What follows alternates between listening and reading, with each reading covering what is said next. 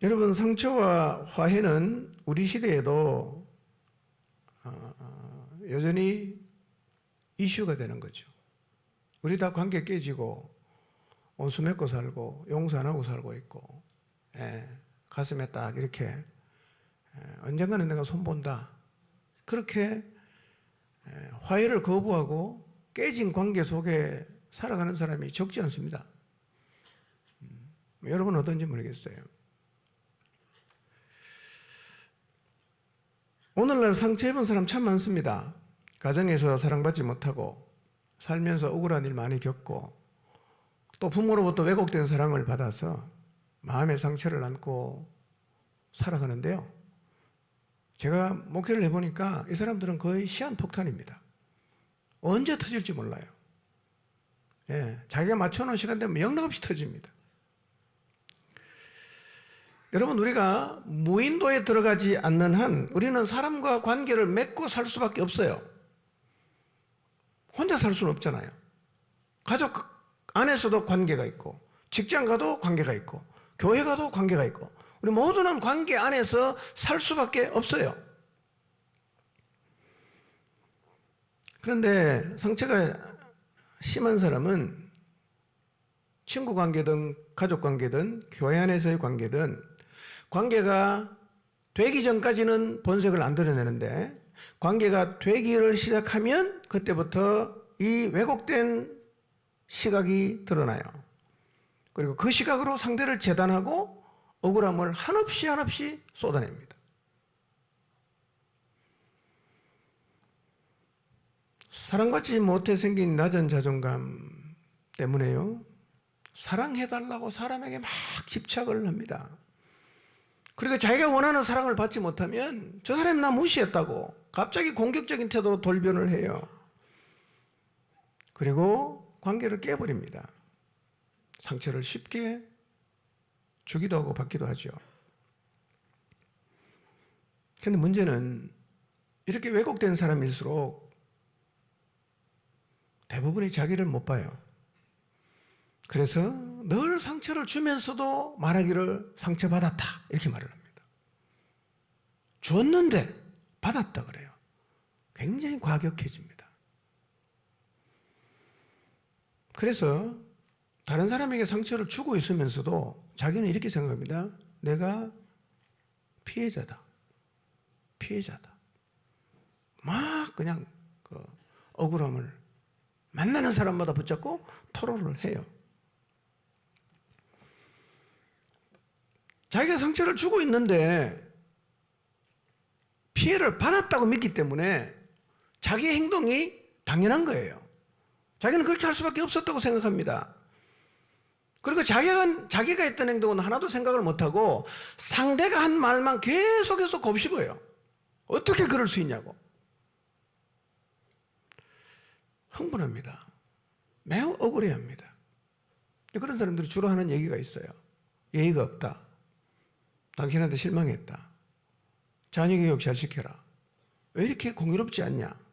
사심이 많다. 말과 행동이 다르다. 내가 보니까 당신은 위선자다. 이런 얘기를 대놓고 합니다. 여러분, 자기가 피해자라는 생각에서 벗어나지 못하기 때문에 늘 삶의 자세가 방어적이에요. 방어적입니다. 그리고 공격적이에요. 방어하면서 공격합니다. 태도가 안 바뀌어요. 저는 요셉을 통해서 우리의 삶의 이런 태도가 바뀌게 되는 은혜가 있기를 바랍니다. 우리 정직하게 우리의 내면을 한번 돌아봅시다. 정직하게 한번 돌아보십시오. 나는 나를 피해자로 생각하는가? 가해자로 생각하는가? 자신에게 한번 질문해 보십시오. 평소에 나는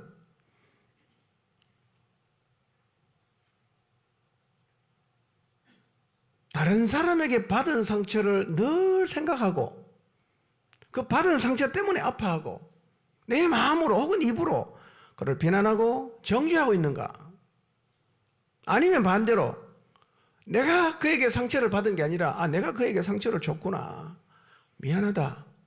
하나님 앞에 가서 회개하고 그 사람에 가서 용서를 구하는 때가 많은가? 정직하게 한번 돌아보십시오.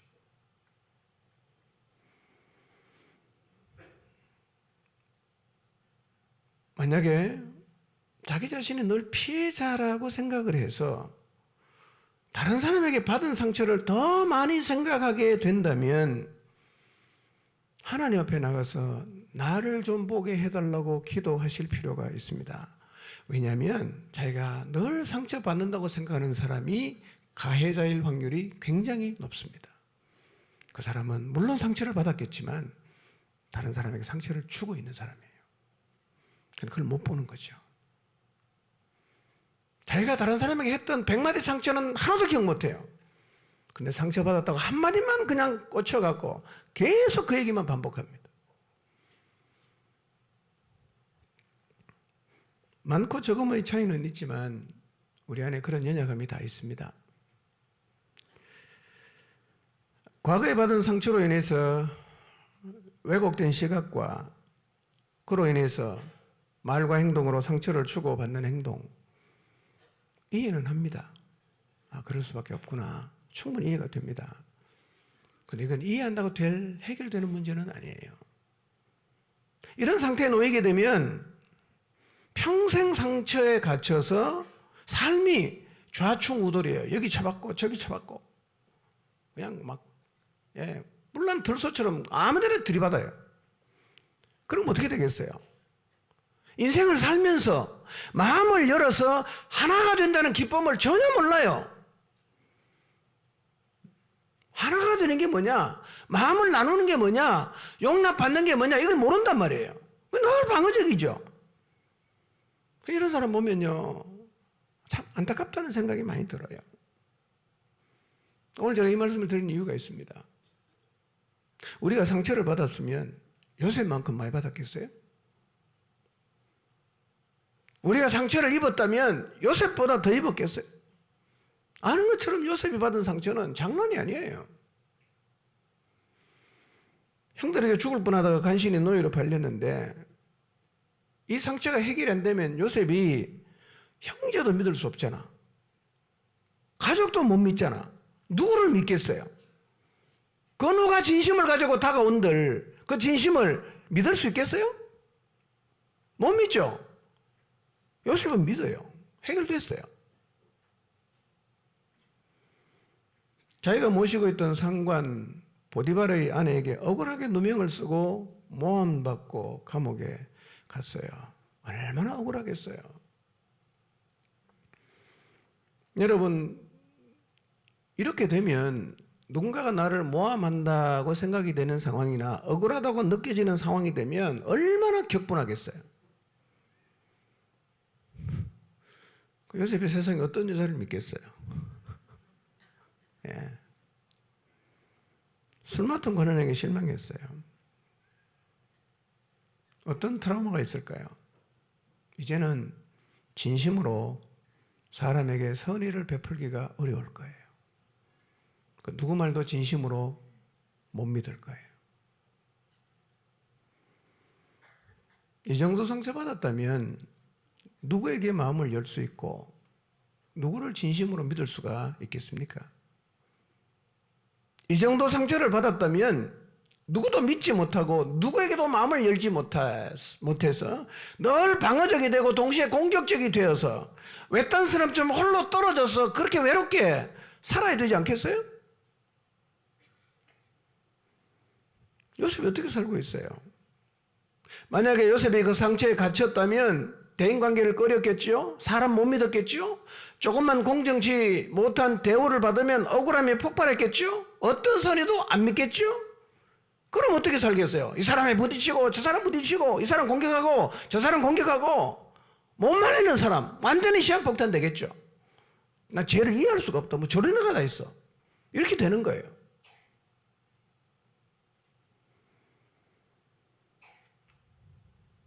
요셉은 상처받은 나이가 굉장히 예민한 때잖아요. 17세입니다. 20대 때 반복적으로 받았어요. 이런 상처는 쉽게 치유가 안 될 것 같지 않습니까? 가슴에 꽉 새겨져 있는데. 여러분, 근데 요셉은 다 용서했습니다. 다 용서했어요. 이 가능한 얘기입니까? 요셉의 삶을 보십시오. 방어적이지 않습니다. 요셉의 삶을 보십시오. 공격적이지 않습니다. 정상이에요. 기적입니다. 저는 요셉을 보면서 우리가 상처를 물론 받았겠지만 우리가 받은 어떤 상처든 하나님 안에서 치유될 수 있다는 희망을 봅니다. 새롭게 살 수 있구나. 회복할 수 있겠다. 실제로 요셉이 회복했잖아요. 여러분, 요셉이 마음에 깊이 팬 상처를 해결하기 위해서 상담 받은 적 없지 않습니까? 상담 안 받았잖아. 그 형들 용서했어요. 보디발 아내 용서했어요. 술 맡은 관행들 용서했습니다. 모두요, 쉽게 용서할 수 있는 사람들 아닙니다. 내 눈에 흙이 들어가기 전에 네가 나한테 한 일 안 있겠다라고 말을 해야 되는 사람들이에요. 그리고 그는 나중에 충분히 갚을 수 있는 자리에 섰습니다. 아무에게도 안 갚았습니다. 안 갚았어요. 용서한 요셉은 지금 아무 것에도 묶여있지 않아요. 여러분에게 상처 준 사람을 용서하게 되시기를 바랍니다. 지금도 내 마음 한쪽 구석에 돌처럼 이렇게 눌려지고 있는, 나를 묶고 있는 그 사람을 용서하게 되시기를 바랍니다. 이 용서의 비결이 어디서 나왔겠어요? 요셉의 의지겠습니까? 아니에요. 하나님과 함께함이에요. 하나님과 함께함. 여러분, 하나님과 함께한다는 게 놀라운 겁니다, 여러분. 과거에서 벗어나는 은혜가 우리 모두에게 있기를 바랍니다. 사실 이 은혜는 특히 우리 시대에는 절실하게 필요한 은혜입니다. 절실하게 필요한 은혜입니다.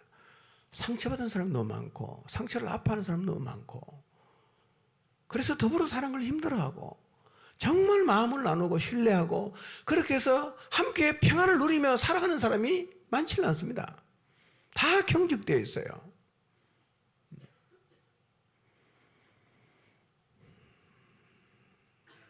성령께서 용서하지 못함으로 묶여있는 우리의 마음을 풀어서 자유롭게 해주시기를 축복합니다.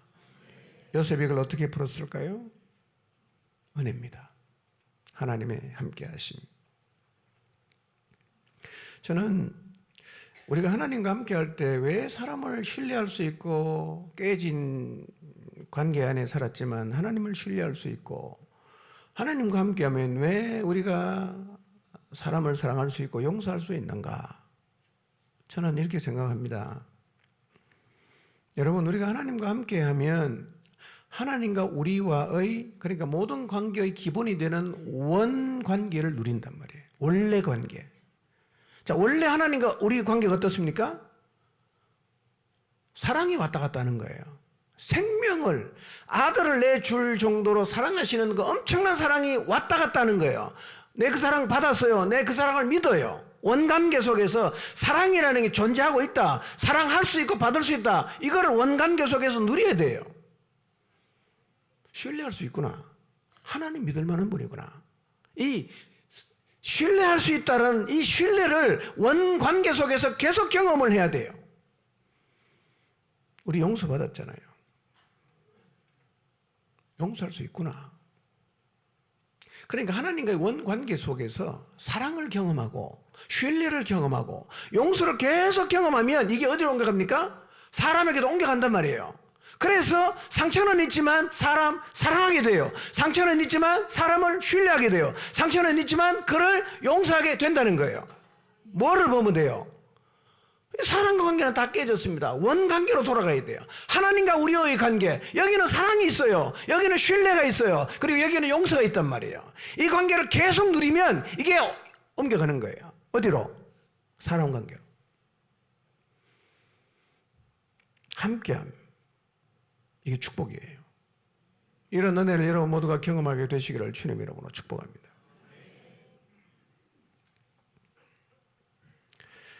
42장에서 요셉이 형들을 만나는데요.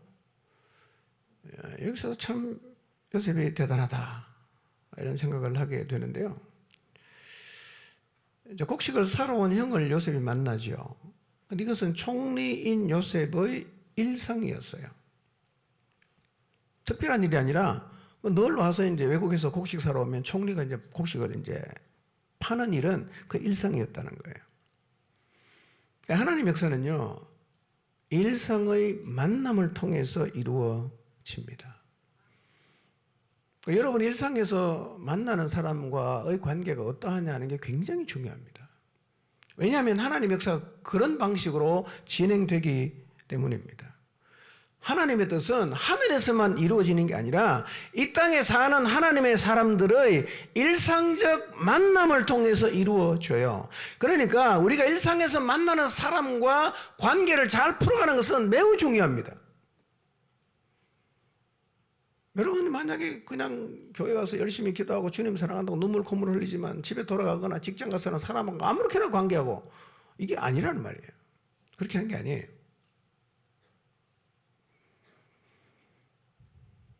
여러분 관계를 만들어갈 수 없으면 하나님 나라도 이루어질 수 없습니다. 하나님의 나라는 만남을 통해서 이루어져요. 여러분 요셉의 삶을 보십시오. 요셉의 삶이 연결고리로 계속해서 이어져 가는 것은 모두 만남이었어요. 제일 먼저 누굴 만났죠? 보디발을 만났잖아. 보디발의 집에 사는 것은 요셉에게는 특별한 일이 아니라 일상입니다. 10년 동안 노예로 살았어요. 그 다음에 누굴 만납니까? 보디발의 아내를 만났어요. 그것도 뭐 일보러 갔다가 만났어요. 그 다음 누굴 만납니까? 감옥 가서 간수장을 만났어요. 또 누굴 만납니까? 술 맡은 관원을 만났어요. 그 다음 누굴 만납니까? 바로를 만났어요. 이 만남을 통해서 요셉은 점점 하나님이 뜻하신 자리로 가까이 갔어요. 결국은 바로에게까지 갔습니다. 그러니까 중요한 게 뭐냐? 그냥 만났다는 게 중요한 게 아니고요. 만난 사람과 어떤 관계를 맺느냐가 중요한 거예요. 어떻게 관계를 맺냐? 이게 중요한 겁니다.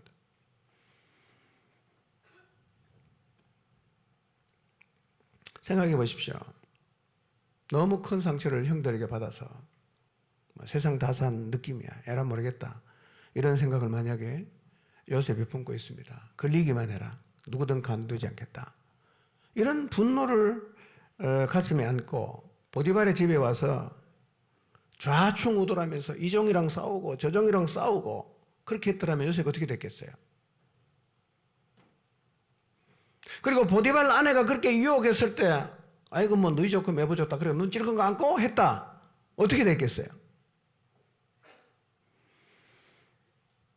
감옥에 들어가서 하나님을 원망하면서 이제 인생 다 살았던 사람처럼 그렇게 살았더라면 요셉 인생이 어떻게 됐겠어요? 여러분 요셉이 감옥에서 술 맡은 관원을 섬기면서 하나님이 주시는 지혜로 그 꿈을 해석할 수 없었다면 총리 되는 자리에 설 수가 없어요. 없어요. 이게 어떻게 이어졌어요? 일상의 만남이었단 말이에요. 어느 자리에 있든지 간에 최선을 다해 살았어요. 만남이 연결되는 거죠. 그리고 결국 그는 하나님의 뜻을 이루는 자리, 총리가 하나님의 뜻을 이루는 자리가 아니죠. 뭐예요? 자기 백성을 가나안에서 애굽으로 내려오게 하는 하나님의 뜻을 이루는 그 일을 완성했단 말이에요.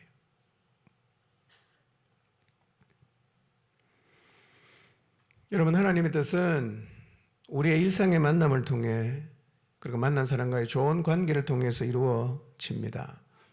일상을 잘 살아야 하나님의 뜻을 이룰 수가 있습니다. 잊지 마시기를 바랍니다. 우리는 일상을 어떻게 살고 있을까요? 가정에서 어떻게 살고 계십니까? 직장에서 어떻게 살고 계십니까? 친구 관계는 어떻게 하십니까? 좌충우돌 하십니까? 아니면 요셉처럼 살고 계십니까?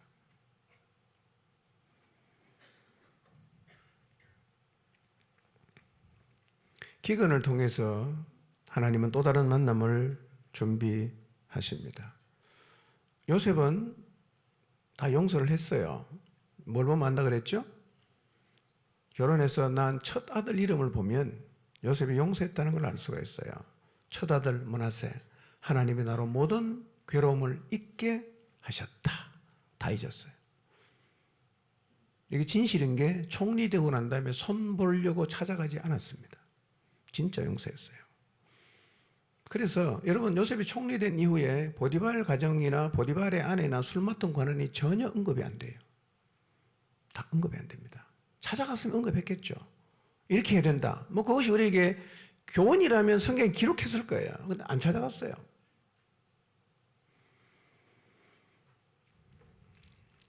창세기 42장은 용서에 관한 이야기이기도 하지만 화해에 관한 이야기입니다. 화해와 용서는 좀 달라요. 화해는요, 가해자가 자신의 죄를 인정해야 시작이 되는 거예요. 가해자가 내가 잘못했다, 미안하다 라고 자기 죄를 인정을 해야 화해가 돼요. 내가 저 사람을 용서했어요. 근데 그 가해자가 내가 뭘 잘못했는데 이렇게 나오면 내가 용서를 해도 뭔 안 돼요. 화해는 안 됩니다.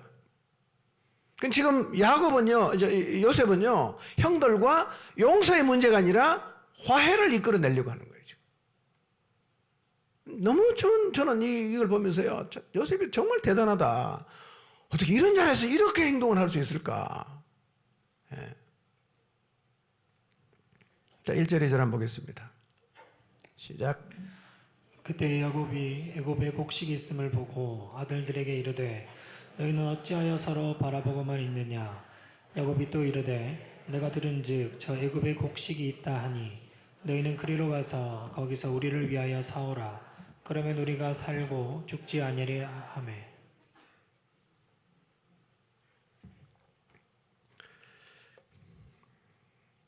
이때는 요셉이 총리직에 오른 지 8년쯤 되는 해입니다. 7년의 풍년 기간이 끝나고 드디어 유례 없는 흉년이 찾아왔습니다. 이때 야곱의 나이는 129세입니다.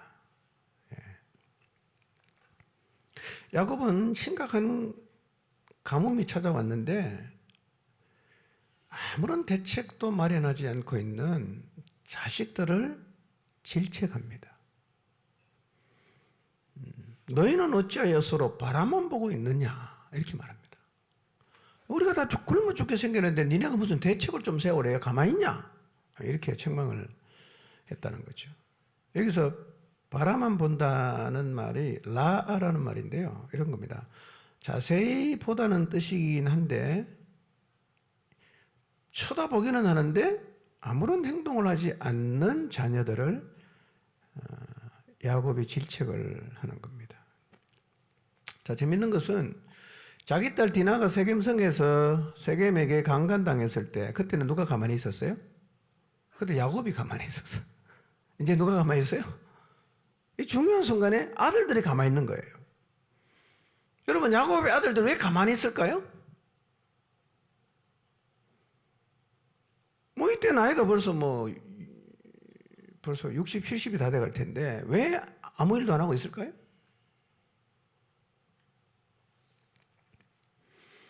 아마도 곡식이 어디 있어요? 애굽에 있잖아. 왜 선뜻 나서지 못합니까? 동생을 애굽에 팔았잖아. 애굽을 생각하기 싫은 거예요. 애굽의 애자도 꺼내기 싫은 거예요. 여러분,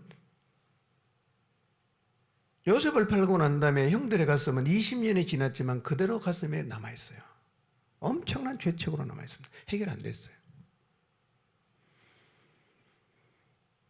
애굽의 양식 사러 가기가 그래요.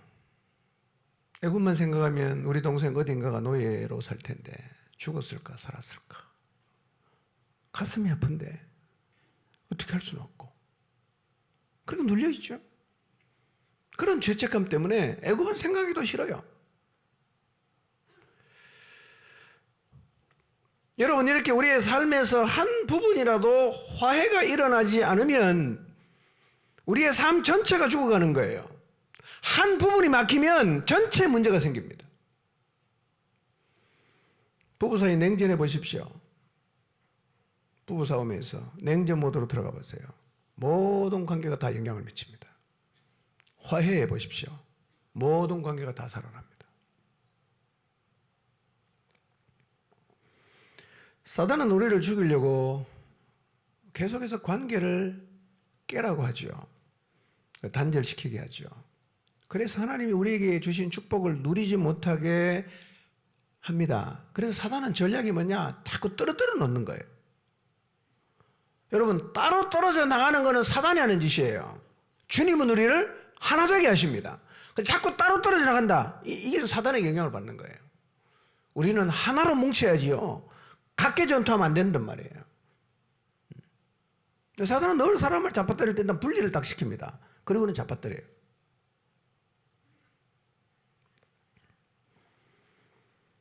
그런데 관계가 단절되어서 떨어져 나가면 이미 영혼이 막힌 거예요. 그러면 삶 전체가 문제가 생깁니다. 이걸 살리는 방법이 뭘까요? 화해입니다. 화해. 죄는 단절을 가지고 오고 죄는 우리를 묶어요. 죄에 묶이면 우리도 형들처럼 돼요. 삶의 열정이 사라집니다. 뭘 해야겠다는 마음도 없어요. 다 손 놓고 사는 거야. 무기력하게 삽니다. 죄 지어 보셨어요? 관계 깨져 보셨어요? 이렇게 돼요.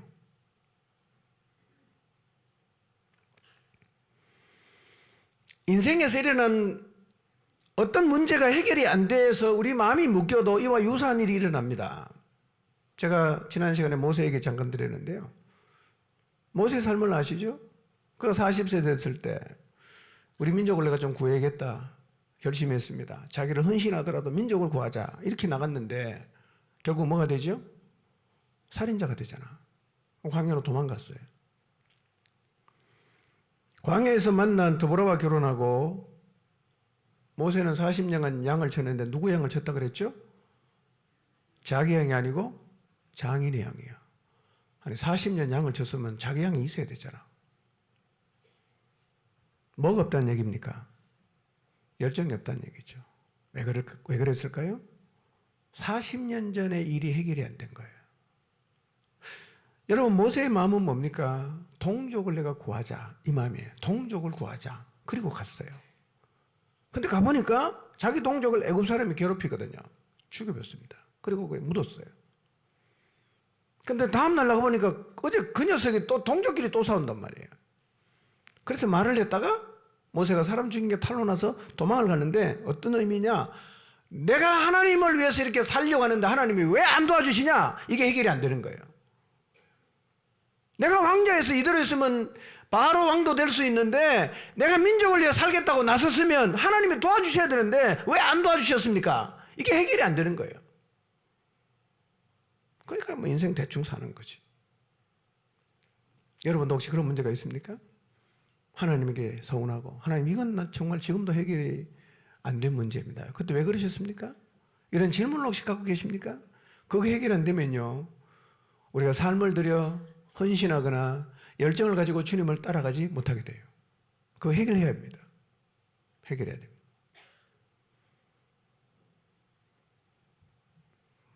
요셉의 형들의 상태도 비슷하죠.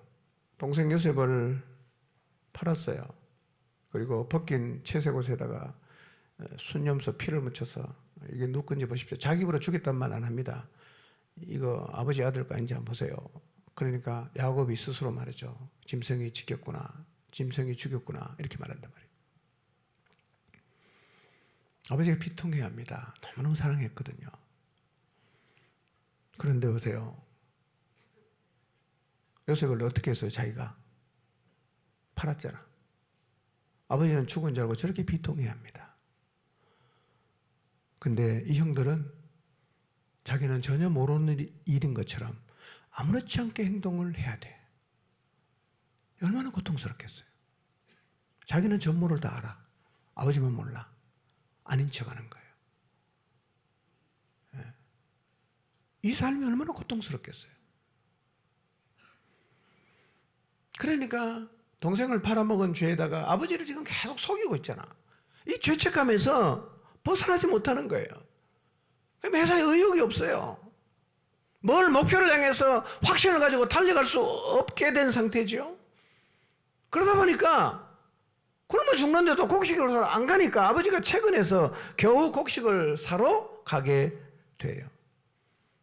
여러분 결국 야곱도 내려가야 되거든요. 근데 오늘 본문을 잘 보면 아직 야곱은 애굽에 내려갈 생각이 없어요. 그래서 이렇게 말합니다. 애굽에 가서 곡식을 사서 와라. 이렇게 얘기를 합니다. 그러면 애굽에 내려갈 마음이 전혀 없었던 야곱은 어떻게 애굽에 내려가게 됐을까요? 하나님이 데리고 가야 되잖아. 이게 이제 43장에서 나옵니다. 어떻게 야곱이 안 가려고 생각했는데 애굽으로 내려가게 되었는가? 어떻게 하나님이 이 과정을 이끌어 가셨는가? 43장에 나옵니다. 자, 3절 4절 봅니다. 시작. 요셉의 형 10사람이 애굽에서 곡식을 사려고 내려갔으나 야곱이 요셉의 아우 베냐민은 그의 형들과 함께 보내지 아니하였으니 이는 그의 생각에 재난이 그에게 미칠까 두려워함이었더라. 자, 요셉의 형 10사람이 애굽으로 내려갑니다. 원래 몇 명이 가야 됩니까? 11명이 가야 되잖아. 한 명이라도 더 가야 곡식을 좀 갖고 더 많이 갖고 올 수 있고 좀 더 오래 가족들이 먹을 수 있지 않겠어요? 근데 베냐민은 안 보냅니다. 야고보의 요셉과 베냐민을 향한 편에는 여전합니다. 요셉이 팔려갔을 때 베냐민이 갓 태어났으니까요. 아마도 이때 베냐민의 나이가 한 20살 정도 됐을 것으로 생각합니다. 그러니까 요셉을 향했던 사랑이 이제 어디로 갔습니까? 베냐민에게로 간 거예요. 베냐민만 붙잡고 살아요. 여러분, 사랑과 집착의 차이를 아십니까? 사랑과 집착의 차이를 아십니까? 사랑은 상대방 때문에 하는 거고요. 집착은 나 때문에 하는 거예요. 사랑과 집착을 분별해야 됩니다. 요즘은 아이를 하나 혹은 둘을 낳고요. 부모가 자식에게 모든 사랑을 쏟아부어요. 사랑이라 믿고 쏟아붓습니다. 근데 많은 경우는 사랑이 아니에요. 집착입니다. 집착.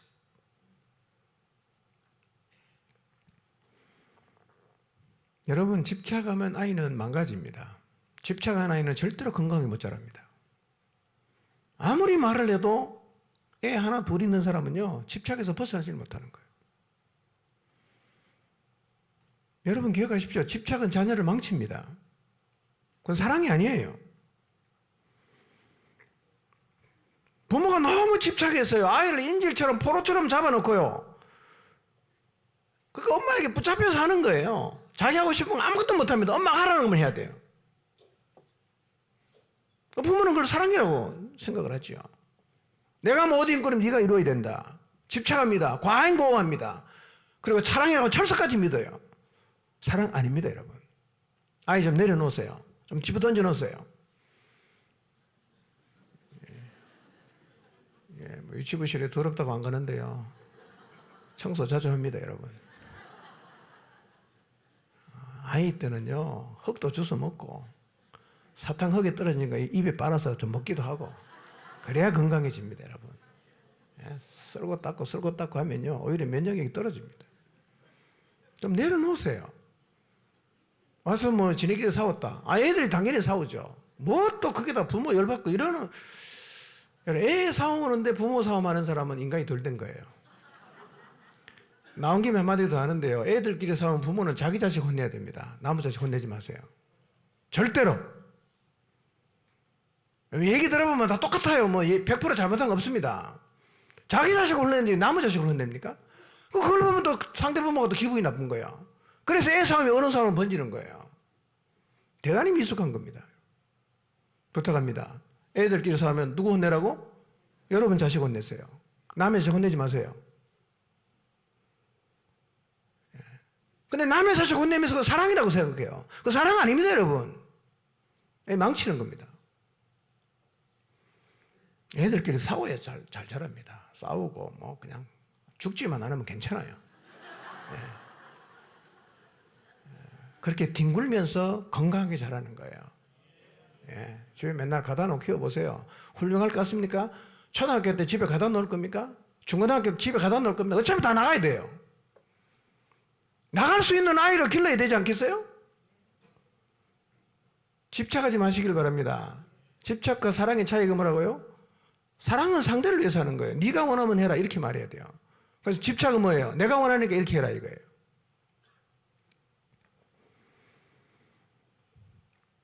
집착하면 불안해집니다. 불안해서 집착하고 집착할수록 불안해져요. 집착하면 떠나보낼 수가 없죠. 그러나 사랑하면 떠나보낼 수 있습니다. 떠나보낼 수 있어요. 지금 야곱이 베냐민을 못 보내요. 이거 뭡니까? 사랑입니까? 집착이에요. 못 보내는 거예요. 이해는 가요. 여러분, 야곱이 베냐민을 왜 못 보냈을까요? 야곱도 아마 조금 눈치는 채고 있었을 수 있어요. 자기 사랑하는 아들 요셉을 형들에게 보냈더니만 없어졌잖아. 그럼 한 명 나면 베냐민을 형들하고 또 보내면 어떤 두려움이 있는 거예요?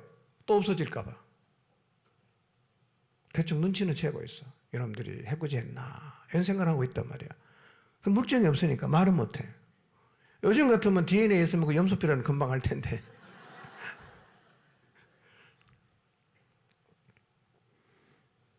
근데 화해하는 과정에서 요셉도 비슷한 생각을 갖고 있어요. 그건 제가 뒤에 가서 설명하도록 하겠습니다. 여러분, 하나님 믿고 내려놓으시기 바랍니다. 예. 결국은 하나님이 야곱에게 베냐민을 내려놓는 자리로 끌고 가세요. 안 내려놓을 수 없게, 안 보낼 수 없는 상황까지 끌고 가요. 그 다음에 보면 베냐민도 갑니다. 여러분, 누군가를 편애해서, 자녀도 마찬가지고요. 편애해서 소외를 시키면 소외를 당한 쪽에서는 반드시 분노와 공격성을 갖게 되어 있습니다. 그러니까 소외를 시킨 사람이 분노와서 공격성을 가지면 내가 끼고 도는 얘가 얘 때문에 피해를 봅니다. 그러니까 그건 사랑이 아니에요. 사랑 아닙니다.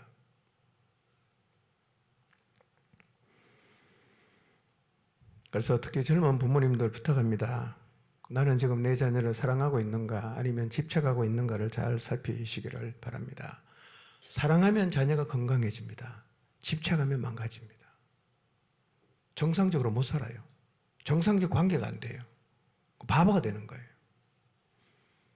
예. 뭐 손에 그냥 물 한 방울 안 묻히고 키웠다고 자랑하는데 뭘 그렇게 키워도 되겠습니까? 교회와 설거지도 하고 열심히 해야 돼요. 청소도 하고. 예.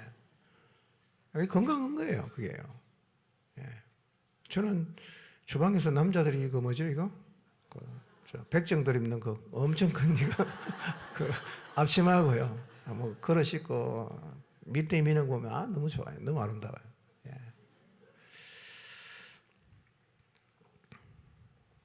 자, 5절을 보겠습니다. 시작. 이스라엘 아들들이 양식 사러 간 자 중에 있으니 가나안 땅에 기근이 있음이라. 자, 앞에는 계속 야곱으로 나오다 갑자기 이름이 바뀌었어요. 뭘로 바뀌었죠? 이스라엘. 이스라엘이 누굽니까? 야곱이 받은 새 이름이죠.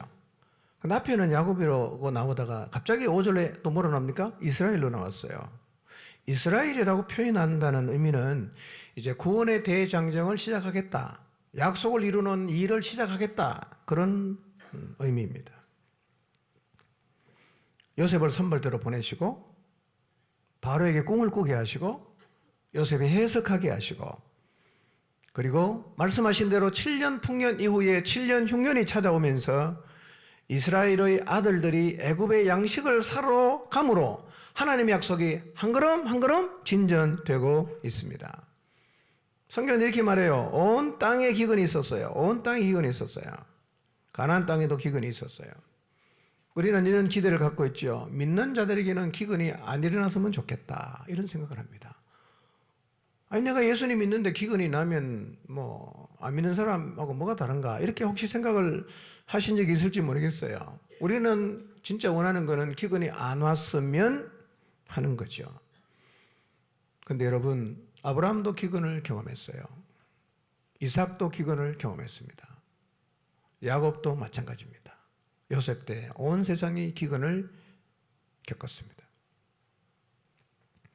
여러분 믿음의 사람에게도 기근은 찾아옵니다. 믿음의 사람에게 기근이 찾아온다는 게 어떤 의미일까요? 왜 예수님 믿는데 하나님 좀 특별하게 대우 안 해주시고 똑같은 기근, 똑같은 가뭄, 똑같은 고난을 받게 하실까? 기근의 단기 메시지가 있어요. 첫째, 기근은 믿어도 안 믿어도 옵니다. 그러나 믿음 안에서 겪는 기근은 우리의 믿음을 빚어가는 사건이 돼요. 그래서 기근이 지나면 고통만 남아야 되는데 믿음 안에서 기근을 잘 통과하면 기근이 끝나면 하나님과의 친밀감이 남아요. 신기하게도 고난을 겪었는데 원망이 없어요. 하나님을 더 깊이 알게 되었어요. 여러분, 우리가 고난을 면할 수는 없습니다. 그러나 고난을 통해서 하나님을 더 알아가게 된다는 사실을 잊지 마시기를 바랍니다. 둘째, 고난은요, 인내를 배우게 하죠. 인내는 우리를 단련시키죠. 연단은 결국 우리에게 뭘 가져다 줍니까? 소망을 가져다 줍니다. 고난은 소망을 가져다 줘요. 하나님 나라에 대해서. 하나님은 고난이라는 과정을 통해서 우리에게 이 땅의 소망을 더 이상 갖지 말라고 말씀하십니다. 우리가 소망을 가져야 될 곳은 이 땅이 아니라 하늘나라라는 사실을 고난을 통해서 하나님은 배우게 하세요. 세 번째, 고난을 믿는 사람에게도 고난이 오는데요. 이 고난과 기근 속에 담긴 세 번째 메시지는 기근의 자리마다 향기가 남게 하십니다. 여러분, 향수 뿌린 사람 지나가면 무슨 냄새 납니까? 향수 냄새 나죠. 믿음의 사람이 지나가면 반드시 족적이 남지 않겠어요? 그리스도인이 기근을 대하는 태도, 그리스도인이 기근 속에서 보여줄 수 있는 모습, 이걸 남겨요. 우리 하나님을 진정으로 신뢰하는 마음으로 고난을 대한다면 고난을 대하는 우리의 모습은 믿지 않는 자들에게 깊은 인상을 남깁니다. 아니, 어떻게 저걸 감당할 수 있나? 어떻게 저런 일 겪으면서 웃을 수 있나? 어떻게 저런 일 겪으면서도 걱정 안 할 수 있나? 깊은 인상을 남기죠. 우리도 고난을 통해서 우리의 고난을 아는 우리 주변에 믿지 않는 사람들에게 이런 믿음의 족적을 남겨야 합니다. 남기게 되시길 바랍니다. 6절 7절입니다. 시작. 때 요셉이 나라의 총리로서 그 땅 모든 백성에게 곡식을 팔더니 요셉의 형들이 와서 그 앞에서 땅에 엎드려 절하매 요셉이 보고 형들인 줄을 아나 모른 채 하고 엄한 소리로 그들에게 말하여 이르되 너희가 어디서 왔느냐? 그들이 이르되 곡물을 사려고 가나안에서 왔나이다. 네, 굉장히 놀라운 장면입니다. 요셉이 총리로서 그 땅 모든 백성에게 곡식을 팔고 있는데 누가 왔어요? 형들이 왔어요. 엎드려 절을 해요.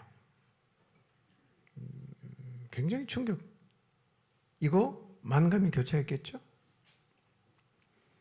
요셉은 애굽의 총리로서 모든 곡물의 매매를 관할했는데 아마도 내국인이 아닌 외국인의 경우에는 요셉의 허락이 필요했던 것 같습니다. 그래서 총리에게 와서 형들이 절을 했어요. 요셉은 형들을 금방 알아봤어요. 21년 만에 만났거든요. 어떻게 금방 알았을까요? 21년 만에 만났는데. 여러분, 21년 만에 만났는데 금방 알아볼 수 있는 이유는 아마 이거였을 거예요. 우선 10명이 같이 왔잖아. 한 명만 왔으면 헷갈릴 수 있는데 10명이 우르르 들어오니까 보니까 저 루벤, 시몬, 레위 이름 딱딱 알게 됐죠. 그리고 또 하나는 형들은 크게 변한 게 없었겠죠. 뭐 그냥 계속 양치고 있으니까 얼굴은 시커멓게 탔을 거고 뭐 나이 들어서 얼굴 쭈글쭈글하고 뭐 그 모습 그대로였기 때문에 요셉은 딱 보면서 형들이구나 알았을 거예요. 근데 형들은 요셉을 알아봅니까? 못 알아보죠. 왜요? 한 8년 동안 얼마나 발랐겠어요. 마사지하고 뭐 하여튼 뭐 머리도 닦았고 애국 사람처럼 그렇게 있으니까 뭐 또 상상할 수 없는 일 아니겠어요? 노예로 팔았는데 어떻게 총리가 되는 일을 상상할 수 있겠어요. 그러니까 형들은 전혀 요셉을 못 알아봤어요. 어쩌면 요셉은 형들을 기다리고 있었을 수도 있어요. 가나안에도 기근이 심하다는데 왜 곡식 사러 안 오나? 이제 나올까? 저제 나올까? 기다렸을 수도 있어요. 근데 드디어 형들이 나타났습니다. 그리고 아무런 주저함이 없이 와서 그냥 절을 하는 거예요. 요셉의 순간 전율이 일어났겠죠? 뭔 생각했겠어요? 자기가 17세 때 꾸었던 꿈 생각했겠죠. 지나간 과거가 쫙 주마등처럼 지나가겠죠. 그리고 모든 과거가 새롭게 해석이 됐겠죠. 아, 이렇게 돌아가는 거구나. 아, 이렇게 하시려고 하나님이 이렇게 하셨구나. 요셉의 머리에 이게 싹 정리가 됐을 거예요. 그 꿈이 이 뜻이었구나. 저는 물론 요셉 형들을 기다렸다면 형들을 만나면 어떻게 내가 해야 되나 생각을 했겠지만, 저는 이 순간 요셉은 하나님, 이 만남을 어떻게 풀어가야 됩니까? 라고 저는 기도했을 거라고 생각합니다. 어떻게 풀어가야 되냐? 여러분, 요셉이 이 상황에서 보일 수 있는 반응은 세 가지가 있습니다.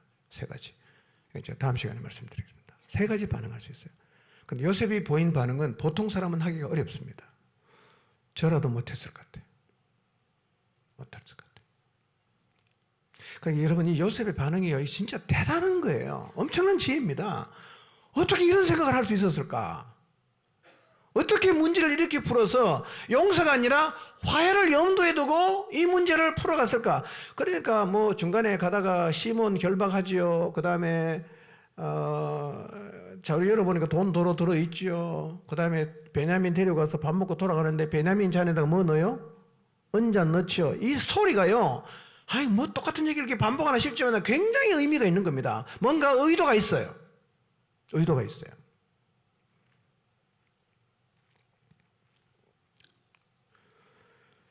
여러분, 하나님이 꾸게 하신 꿈은 이루어집니다. 이 말은 헛된 꿈이 이루어진다, 그런 말은 아니에요. 하나님이 꾸게 하신 꿈, 하나님이 우리의 가슴에 담아주신 약속, 하나님이 우리의 마음속에 품게 하신 말씀은 반드시 이루어집니다. 여러분, 그래서 우리는 반드시 이루어지는 하나님 말씀에 인생을 걸고 사는 것이 중요합니다. 저는 우리 모두가 다시 한번 하나님의 말씀에 인생을 걸고 살게 되시기를 바랍니다. 여러분, 말씀을 듣는 시간은 말씀을 마음에 심는 시간이에요. 오늘도 하나님은 말씀을 우리 마음에 심고 계시는 거죠. 그런데 말씀을 들어도 씨 뿌리는 밭의 비유에서처럼 뿌려놓아도 새들이 다 쪼아먹어버리는 사람이 있어요. 뿌렸는데 하나도 안 남아. 다 쪼아먹었어요. 여러분 마음에 떨어진 하나님 말씀을 새들이 쪼아먹지 않게 되기를 바랍니다. 어떻게 쪼아먹을까요? 이게 말이 되나? 또 저 소리. 많은 얘기네. 다 새들이 쪼아먹은 거예요. 그런가 하면 하나님 말씀을 들으면 끝까지 마음에 품는 사람이 있어요. 여러분, 마음에 떨어진 말씀을 새들이 다 쪼아먹어버리면 이미 말씀이 없으니까 아무 일도 안 일어나요. 아무것도 없는데요. 그러나 그 말씀을 끝까지 품은 사람은 30배, 60배, 100배의 결실을 맺게 됩니다. 여러분, 예수님의 어머니 마리아도 천사를 통해서 들은 얘기, 목자를 통해서 들은 얘기를 마음에 새기고 계속해서 어떻게 했어요? 품고 있었잖아. 갈렙은요, 45년 동안 여호와의 말씀을 가슴에 품고 살았어요. 여러분, 갈렙이 품 말씀이 이거예요. 여호수아 1장 3절 봅니다. 시작. 내가 모세에게 말한 바와 같이 너희 발바닥으로 밟는 곳은 모두 내가 너희에게 주었노니. 이 하나님 모세에게 말씀하셨어요. 갈렙은 이 말씀을 품은 거예요. 몇 년 동안? 45년 동안 품었어요. 그리고 결국 믿음으로 헤브론을 차지했어요. 여러분, 품은 말씀이 열매를 맺을 때 그게 하나님의 역사입니다. 여러분 마음에 품고 있는 하나님 말씀이 있습니까? 마음에 품고 있는 하나님 말씀이 있습니까? 10대 때 품은 말씀 혹시 있나요? 20대 때 품었던 말씀이 있습니까? 10년 전에 품었던 하나님 말씀이 있습니까? 계속 그 말씀을 품고 사시기를 바랍니다. 반드시 하나님의 역사가 나타나요. 하나 질문하겠습니다. 인생에 답이 있습니까? 없습니까? 인생은 답이 있는 거예요? 없는 거예요? 인생 어떻게 살아야 되는지 답이 있습니까? 없습니까? 답이 있습니다. 우리는 우리 인생이 그저 오락가락 하는 것이고 알아서 대충 살면 된다고 생각할 수 있어요. 그러나 그렇지 않습니다. 인생은 오락가락 하는 게 아니고 말씀대로 돼요. 우리 인생은 하나님 말씀하시는 대로 된단 말이에요. 그러니까 인생의 답이 뭐냐면 하나님 말씀입니다. 이 말씀을 붙잡고 인생의 혼돈을 정리해야 되는 거예요. 여러분, 하나님 말씀 붙들면 인생 정리가 됩니다. 말씀으로 인생을 정리하게 되시기를 축복합니다. 아니, 이건 너무 해보는 소리가 아니고요. 이 말씀을 마음에 깊이 새기십시오. 말씀으로 인생을 정리하십시오. 여러분, 말씀으로 인생을 정리한다는 말은 그저 말씀대로 산다라는 추상적인 말이 아니고요. 하나님 말씀에 근거해서 내 삶의 일상 하나하나를 정리한다는 말이에요. 구체적으로 이런 거예요. 내 인생을 이렇게 정리해야 됩니다. 주일에는 예배를 드린다. 정리해야 됩니다. 하나님이 내게 주신 모든 소득은 11조를 드린다. 이렇게 정리해야 됩니다. 나는 이 땅을 살지만 하나님 나라를 위해서 산다. 정리해야 되는 거예요. 영혼의 호흡인 기도와 영혼의 양식인 말씀을 나는 매일 먹고 산다. 인생은 이렇게 정리가 되어야 합니다. 나는 나의 인생을 주님의 몸인 교회를 세우는 일에 드린다. 나는 내 인생을 하나님 말씀을 길로 삼고 살아간다. 나는 내 자녀를 믿음의 다음 세대로 키우는 일에 인생을 드린다. 여러분, 말씀으로 인생을 정리한다는 건 추상적인 얘기가 아니라 하나하나 구체적이에요. 주일날 뭐 할 거냐? 정리하세요. 뭐 해야 됩니까? 예배해야 되죠. 이걸 정리를 못하니까 주일날 뭐 해야 되냐? 뭐 놀러 가고 뭐 이상한 짓 하고. 왜 그렇습니까? 정리가 안 된 거예요. 뭘로 정리해야 됩니까? 하나님의 말씀으로 정리를 해야 되는 거예요. 이게 답입니다.